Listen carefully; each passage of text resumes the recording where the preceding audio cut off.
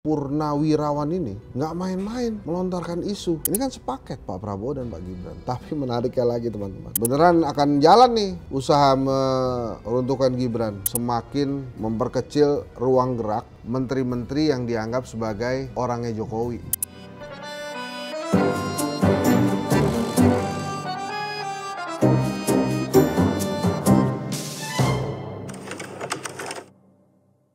Teman-teman, Assalamualaikum warahmatullahi wabarakatuh. Ini masih di Departemen Kreatifnya YouTube TV One News. Ini yang kita bahas ya.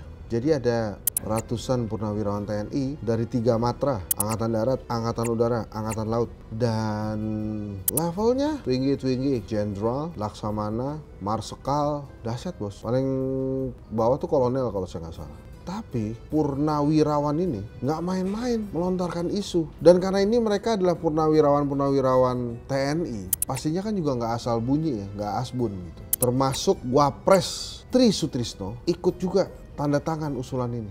Mereka mengusulkan untuk mengganti Mas Gibran dari posisi sebagai Wapres. Ngusulin MPR untuk mengganti Gibran sebagai Wapres. Rame lah pasti, ada 8 tuntutan. Nah tuntutan yang ke-8 ini adalah, jadi bukan tuntutan, pernyataan. Mendukung Pak Prabowo Subianto menjalankan pemerintahan itu sudah pasti masuk. Tapi nomor 8 itu minta Gibran diganti. Warganet banyak bersuara, ada yang pro ada yang kontra. Tapi ya menurut saya sih kalau purnawirawan TNI bicara ya jauh dari asbun tuh, pasti mereka mikirin tuh efek-efeknya terlebih dahulu. Dan banyak yang mengatakan wah ini pasti jenderal-jenderal sakit hati nih. Kenapa? Karena ngelihat Pak Fahru Rozi yang pernah di-reshuffle oleh Pak Jokowi dari Menteri Agama. Fahru Rozi ini dekat dengan Luhut Binsar Panjaitan, ada di situ. Tapi yang bisa membuat isu ini scaling up dan terasa tidak main-main, atau dalam bahasa Inggrisnya feeling not play-play, terasa tidak main-main kan ya, itu karena ada Pak Tri Sutrisno, Wakil Presiden Republik Indonesia, ikut tanda tangan. Pertanyaannya, emang bisa ngeganti Wakil Presiden gitu aja? Tentunya ada aturan-aturan dan itu sulit.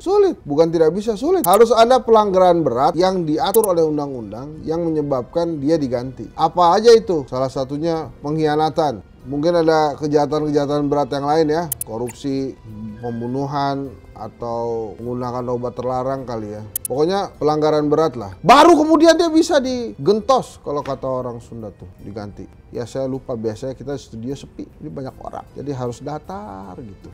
Jadi mungkin nggak diganti. Saya ketemu dengan Ketua MPR Ahmad Muzani di Kedutaan Malaysia. Waktu itu kita sempat lah chit-chat di dalam acara halal bihalal itu. Memang gimana caranya? Ini kan sepaket Pak Prabowo dan Pak Gibran. Tapi menariknya lagi teman-teman, respon pertama kita bahas ya. Responnya Pak Wiranto. Kurang lebih dia bilang beginilah, Presiden menyadari posisinya yang terbatas karena Indonesia menganut trias politika, yudikatif, legislatif, dan eksekutif. Nah, kita bicara trias politika, kan yang bisa ganti ini legislatif. Ya, legislatif itu isinya DPR, DPD. Gibran nggak kuat di legislatif. Dia bukan anggota partai. Jadi dari 8 partai politik yang ada di DPR, tidak ada yang membela Mas Gibran secara terang-terangan. Yang membela Mas Gibran itu adalah Kaisang, Ketua Umum PSI. Tapi PSI nggak ada di Senayan. Nah, ini memang nih ya, kita sering kali bahas Mas Kaisang ya. Ini agak bingung nih kita. Dia itu sebetulnya adiknya atau kakaknya? Kalau adiknya kok Kaisang ya? Jadi gimana tuh? Ya sudah, kita tetapkan aja dia adiknya Mas Gibran lah ya. Kita tetapkan, kita sepakati itu. Jadi kita nggak perlu bingung lagi. PSI tapi nggak ada. Nah, orang-orang banyak memprediksi kemungkinan besar Golkar nih yang akan belain Mas Gibran. Karena Pak Bahlil kan sudah bilang Pak Jokowi itu bosnya. Pak Bahlil bilang gitu ya, bosnya ya. Jadi orang pasti Golkar nih. Wah, tapi kalau kemudian Golkar keluar dari koalisi Pak Prabowo, keluar dari pemerintahan, saya jamin pasti munaslup. Tujuannya ganti Bahlil dari Ketua Umum Golkar. Jadi kelihatannya agak nggak mungkin juga Bahlil keluar dari arus. Tergantung ini arusnya bagaimana. Yang juga diperbincangkan adalah komentar dari Bapak intelijen kita katanya, Hendro Priyono. Pak Hendro Priyono komentarnya mengatakan bahwa permintaan dari atau usulan atau ungkapan dari purnawirawan itu adalah sebuah ungkapan yang terukur. Waduh, jadi ini mencuat ya.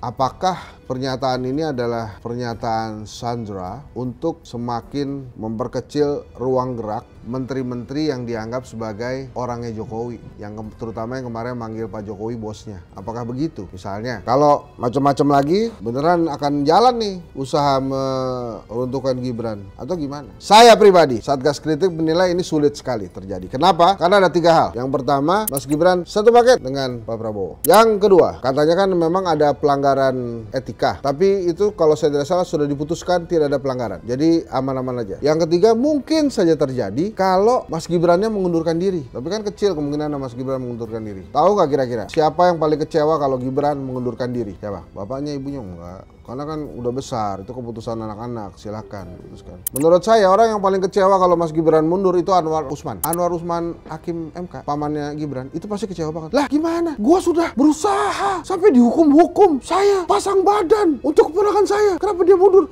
Kalau mau mundur, dia dulu aja. Bukan, itu serius itu. Itu dramaturgi. Dia pasti kecewa betul, jangan gitu dong. Ananda, kalau Ananda mau planning mundur-mundur, ya dari awal nggak usah lah. Itu saya kasihan nih, mengorbankan etika saya, nama baik. Wah, pasti Pak Hakim MK itu jauh betul. Tapi dengan kasus ini menurut saya sih masih jauh ya ceritanya ya. Menurut saya ya bisa saja ada tawar-menawar politik, ada sandraan politik yang terjadi. Tapi kalau teman-teman sequence ya, ini kerennya Pak Prabowo nih. Matahari kembar. Wah, Pak Prabowo ngirim Pak Jokowi jadi utusannya dia ke Vatikan. Langsung pesan komunikasinya. Tidak ada matahari kembar, yang ada matahari dan utusan. Udah beres.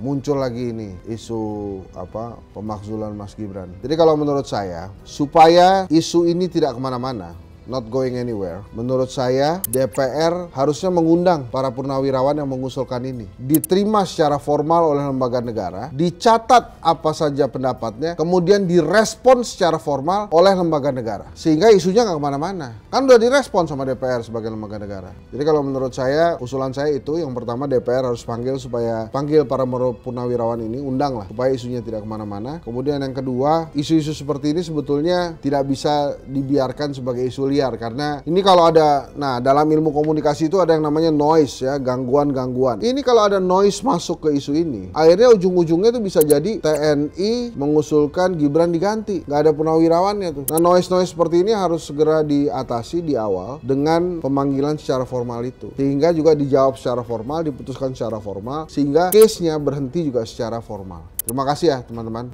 tetap di Satgas Kritik. Kita menuju ke episode ke-200, jadi tetap saksikan Satgas Kritik setiap hari Senin sampai Jumat jam 19. Kalau nggak muncul 19, disabarin aja, pasti muncul ya. Oke, terima kasih. Saya Hendri Satrio. Assalamualaikum warahmatullahi wabarakatuh.